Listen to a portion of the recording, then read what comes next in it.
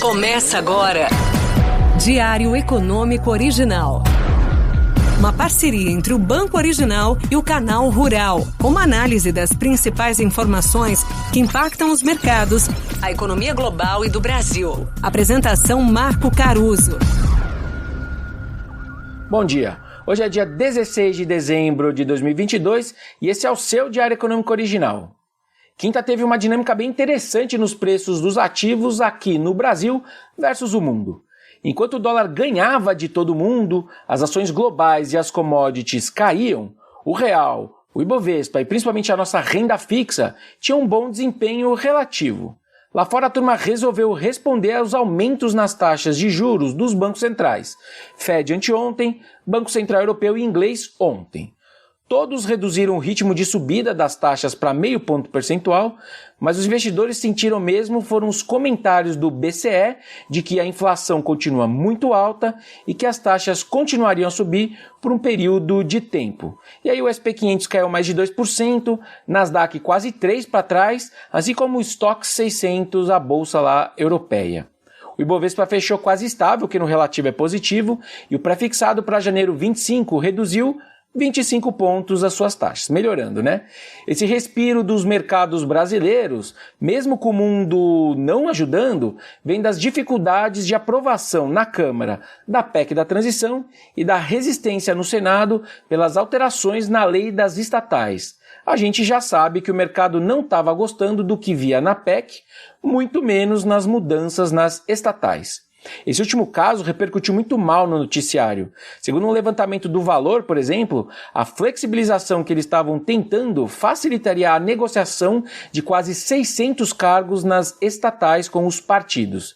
E aí o presidente do Senado, o Rodrigo Pacheco, mandou avisar que ele não vai votar o projeto que flexibiliza a lei a toque de caixa. Ele quer discutir mais e ele faz muito bem. Já no caso da PEC, pesa o julgamento do STF contra o orçamento secreto. Até o fechamento desse episódio, o placar no Supremo estava empatado em 4-4.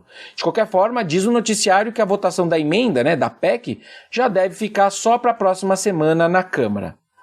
Toda essa situação expõe bem o quanto a gente é cada vez mais dependente do legislativo. Todas as grandes mudanças macro, para o bem e para o mal, vão depender de uma costura com os parlamentares. Só que a gente tem que perceber que nesse caso em particular, a resistência aos estouros da PEC só voltou porque outra linha de gastos que interessa à Câmara, que é o orçamento secreto, ia ser vetada do jeito que ela está hoje. Aquela ilusão de que o viés ideológico do parlamento, se é que ele existe, ia ajudar a conter pautas mais heterodoxas, não sobreviveu nem ao período de transição. Falando agora de outros dois eventos de ontem, primeiro o nosso Banco Central divulgou seu relatório trimestral de inflação, que é um documento bem completo sobre cenário. Falando do caminho dos juros, não teve nada muito diferente do que a gente já vem discutindo aqui sobre as incertezas do cenário, etc. Mas um ponto que eu queria trazer é a discrepância que existe entre o grau de ociosidade da economia que o BC estima versus o que vários outros analistas, incluindo o IBRE da FGV, têm dito pra gente. Em resumo, o BC acha que o país está aquém da sua capacidade de produção, ou seja, que o PIB brasileiro está abaixo do seu potencial. E mais, ele diz que essa ociosidade está até aumentando na margem. Já a GV e outros analistas dizem que o país, na verdade, ultrapassou essa linha e já está operando sem ociosidade alguma. Pelo contrário, até com falta de mão de obra, encarecimento do capital, etc. Parece papo de economista, e talvez seja mesmo, mas isso tem uma implicação importante aqui.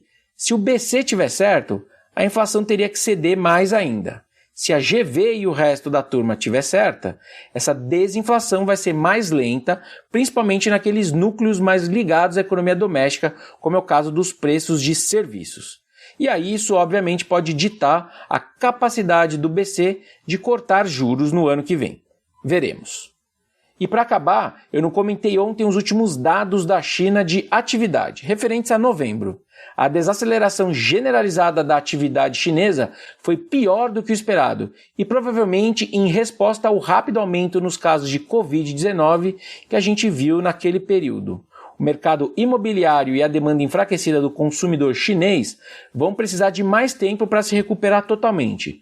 provavelmente só depois que a China normalizar de vez da pandemia, o que na minha cabeça só poderia acontecer mais para o final do inverno deles.